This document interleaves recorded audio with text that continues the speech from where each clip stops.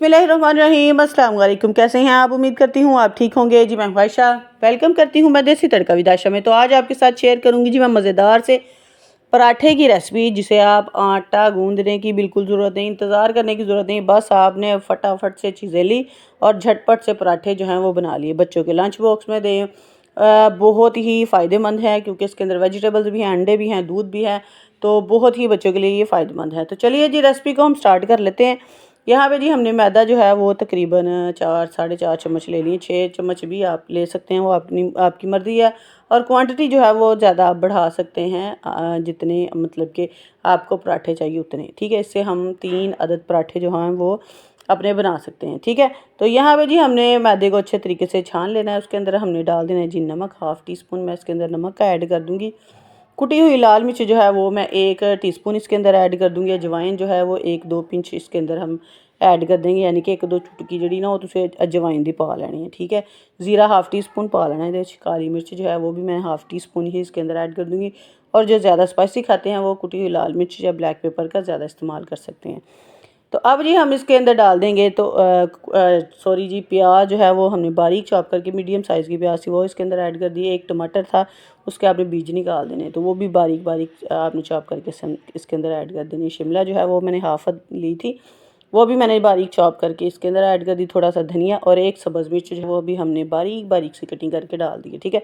अगर बच्चों के लिए बना रहे हैं तो आप सब्ज़ मिर्च जो है वो स्किप भी कर सकते हैं।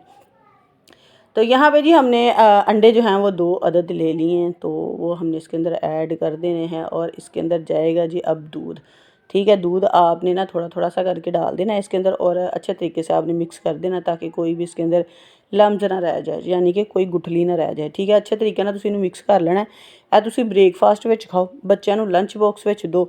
ਕੋਈ ਅਗਰ ਤੁਹਾਡੇ ਮਤਲਬ ਕਿ ਬੱਚਿਆਂ ਨੂੰ ਭੁੱਖ ਲੱਗੀ ਹੋਏ ਤਾਂ ਫਟਾਫਟ ਬਣਾ ਕੇ ਤੇ ਤੁਸੀਂ ਨਾ ਆਟਾ ਗੁੰਨਣ ਦਾ ਇੰਤਜ਼ਾਰ नहीं करना, फटाफट बना के रेसिपी तो तुम बच्चों को बना के दे सकते हो, क्योंकि ये इतनी हेल्दी है। इसके अंदर वेजिटेबल्स भी हैं, अंडे भी हैं, दूध भी है, बहुत ही ये ना मज़े की और ताकतवर जिन्होंने कह लो तुम वो है, ठीक है।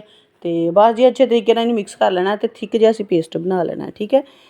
तो अब जी हमने पैन को कर लेना है जी ग्रीस। तो ब्रश की मदद से हमने पैन को ग्रीस कर लेना है, या तकरीबन 1/2 टीस्पून आपने ना पैन के ऊपर घी का लगा लेना है, ठीक है। मक्खन ले लें, देसी घी ले लें, बच्चों के लिए हम बना रहे हैं तो देसी घी जो है ना वो हम इसके ऊपर डालेंगे।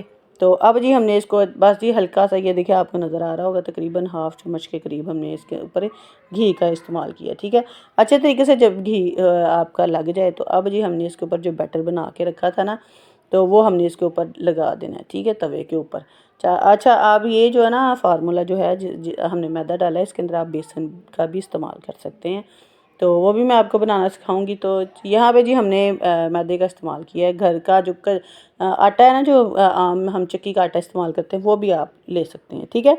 तो आपने ना जब आपको पता चल जाए कि नीचे से हमारा जो पराठा है ना वो पक चुका है, तो फिर ही आपने इसको पलट लेना, ठीक है। उससे पहले नहीं पलटना, क्योंकि ये टूटने का इसका ना डर जो होता है। अब जी थोड़ा सा इसके ऊपर भी घी 1/2 चम्मच जो है वो लगा देंगे। अच्छा, इसके अंदर ना ही ज़्यादा घी जाएगा और ना ही मतलब कि हर चीज़ जो है ना वो आपको आपके बच्चे के लिए और आपके लिए जो है ना अगर आप खाएं तो वो हेल्दी है, ठीक है। अच्छे तरीके से, अच्छा इसको टाइम भी नहीं लगता ज़्यादा। आपने फ्लेम जो है वो स्लो ही रखना है, ज़्यादा हाई फ्लेम पे नहीं पकाना, क्योंकि इसके अंदर वेजिटेबल्स हैं वो भी कुक होनी होती है। अंडा डाला है, दूध डाला है और जो मैदा डाला है, तो इसीलिए अच्छे तरीके से आपने इसको कुक कर लेना, ठीक है। तो मज़ेदार से हमारे जो पराठे हैं ना वो 3 अदद इसके बन के तैयार हो जाते हैं। तो आप सोच सकते हैं कि सिर्फ़ और सिर्फ 4 से 5 टेबलस्पून हमने मैदा आटा जो आप लेना चाहें वो लें और बना के तैयार कर लें। केचप के साथ खाएं, मैं कहा है जी मज़ा ही आ जाना, बड़ा ही मज़ेदार बन के तैयार हुई थी। और अगर आपको मेरी वीडियो अच्छी लगे, लाइक करें और कमेंट में बताएं कि मेरे पराठे की रेसिपी आपको कैसी लगी और कैसी नहीं लगी। तो जी चलिए जी, मिलते हैं हम आपको अगली और नेक्स्ट वीडियो में। ओके जी, अल्लाह हाफिज़।